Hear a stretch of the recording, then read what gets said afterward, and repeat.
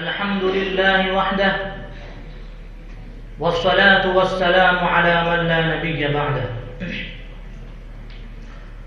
أعوذ بالله من الشيطان الرجيم. بسم الله الرحمن الرحيم. قل إن كان آباؤكم وأبناؤكم وإخوانكم وأزواجكم وعشيرتكم إلى آخر الآية. صدق الله العظيم.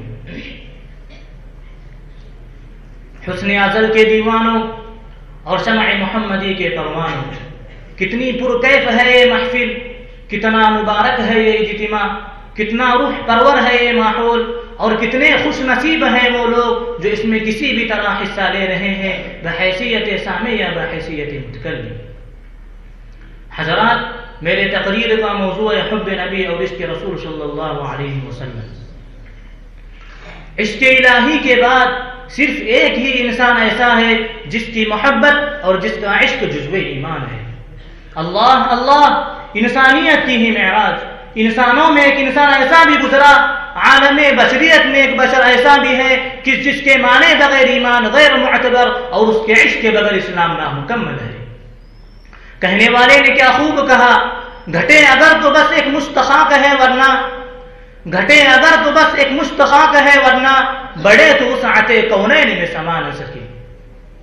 بعض اہل قلم نے لکھا ہے کہ اس انسان کامل کا حیرت انگیز معجزہ یہ ہے کہ انسان قلوب سے جو خراج محبت اس نے وصول کیا ہے وہ دنیا کا کوئی انسان وصول نہ کر سکا. اور جتنی محبت آپ صلی اللہ علیہ وسلم سے کی گئی اتنی محبت کسی سے نہیں کی گئی.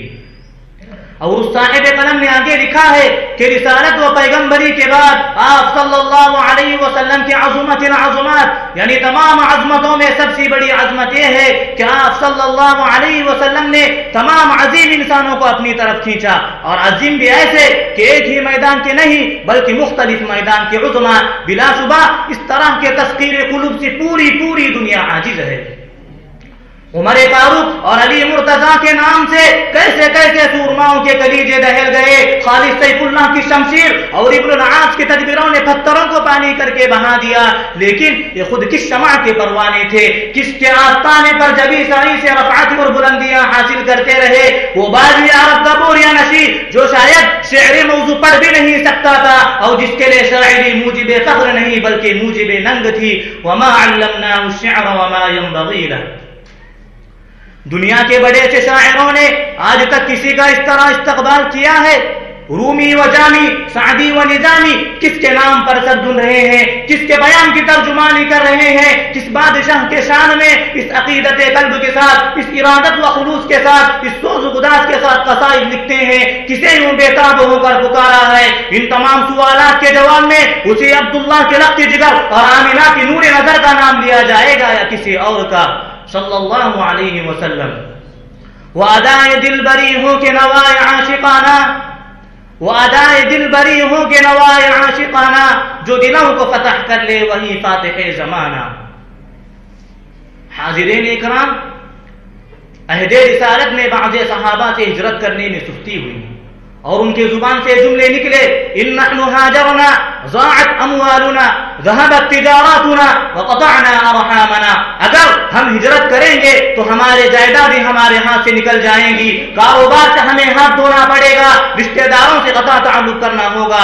اسی وقت آیت نازل ہوئی، قل ان كان آباؤكم وابناؤكم واخوانكم وازواجكم وعشيرتكم واموال اقترفتموها وتجارة تخشون كسادها ومساكن ترضونها احب اليكم من الله ورسوله وجهاد فتربصوا حتى يأتي الله بأمره والله لا يهدي القوم الفاسقين.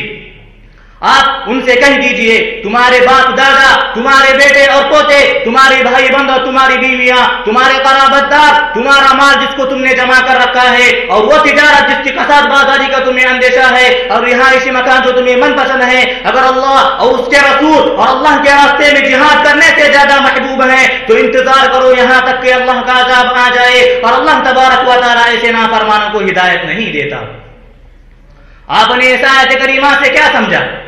آیت کریمہ سے ان لوگوں کے کان کھل جانا چاہیے جو ہر حال میں دیندار بنے رہنا چاہتے ہیں، جن کی زبان یہ مصرع گنگنانے سے نہیں تھکتی کہ رند کے رند رہے ہاتھ سے جنت نہ گئی۔ آیت کریمہ ان لوگوں کے لیے چیتونی اور وارننگ ہے جن کے سینے عشق نبی سے خالی ہیں، جنہوں نے دین و ایمان، جنت و جہنم کو کھلونا سمجھ رکھا ہے۔ آیت کریمہ ہر فرزند اسلام سے عشق رسول کا مطالبہ کر رہی ہے۔ قاضی عیاض مالکی نے اسی آیت سے استدلال کیا ہے کہ عشق رسول ہر امتی پر فرض عین ہے۔ یہاں دو اعلان کیا گیا ہے کہ خبردار، اگر اللہ اور اس کے رسول کے مقابلے میں مال و اولاد سے ذرہ برابر بھی محبت تھی تو عذاب منہ کھولے کھڑا ہے۔ فتربصوا حتى يأتي الله بأمره، ذرا اس آیت کے خاتمے پر بھی نظر ڈالیے۔ واللہ لا يهدي القوم الفاسقین، اس سے معلوم ہوا کہ اس کے نبی سے محرومی در حقیقت اللہ تبارک و تعالی کی ہدایت سے محرومی ہے۔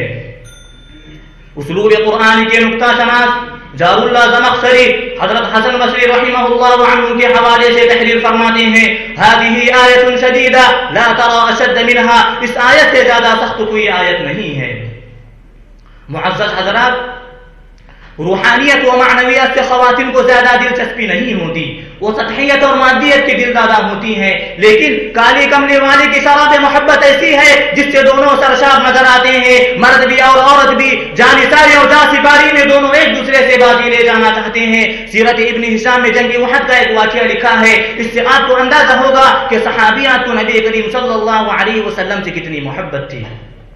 ایک انصاری خاتون ہیں، مدینہ میں افواہ پھیلی کہ نبی کریم صلی اللہ علیہ وسلم شہید ہو گئے۔ جب ان کے کانوں میں افواہ پڑی تو بے قرار ہو کر تحقیق کے لیے باہر نکلی تو کچھ لوگ ملے، کہنے لگے کہاں جا رہی ہو، کیا تمہیں معلوم نہیں تمہارے باپ، تمہارے بھائی، تمہارے شوہر شہید ہو گئے، اب تم بیوہ ہو گئی ہو۔ کہنے لگی انا للہ و انا الیہ راجعون، مگر مجھے یہ بتاؤ کہ رسول اللہ صلی اللہ علیہ وسلم کیسے ہیں؟ لوگوں نے بتایا خیر و بحمد اللہ کما تحبین، حضرت بخیریت ہیں اور جیسے تم چاہتی ہوں ویسے ہیں، یعنی حیات ہیں۔ کہنے لگی ارینی حتی اراہ، مجھے بتاؤ کہ حضرت کہاں ہیں تاکہ میں اپنے آنکھوں سے دیکھ لوں۔ جب لوگوں نے بتایا تو دوڑ کر حضرت کے پاس پہنچی اور چیخ کر کہا کل مصیبت بعدک جلل، آپ کے ہوتے ہوئے تمام مصیبتیں ہج ہیں۔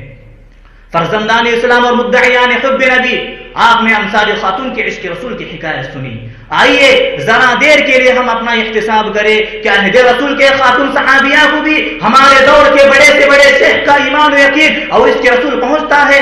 کیا اس کے نبی سے محرومی لمحہ فکریہ نہیں ہے؟ کیا یہ غور و خوف کا مقام نہیں ہے؟ سچے تصوف کی ساری بنیاد رسول کریم صلی اللہ علیہ وسلم کے ساتھ محبت و ربط قلب پیدا کرنے پر ہے۔ اپنے دل کو اس ذات گرامی کی محبت میں اٹکایا جائے، اسی کے ساتھ بکثرت درود و سلام بھیجا جائے، کان لذت حاصل کرے تو انہی کے ذکر سے دل میں انہی کے حالات سننے اور جاننے کا ذوق پیدا ہو، یاد ہو تو انہی کی، پیروی ہو تو انہی کی۔ یہی مقصد ہے اس حکیم شاعر کا جس نے کہا ہے قوت عشق سے ہر پست کو بالا کر دے، قوت عشق سے ہر پست کو بالا کر دے، دہر میں اس میں محمد سے اجالا کر دے۔ وآخر دعوانا ان الحمد للہ رب العالمین۔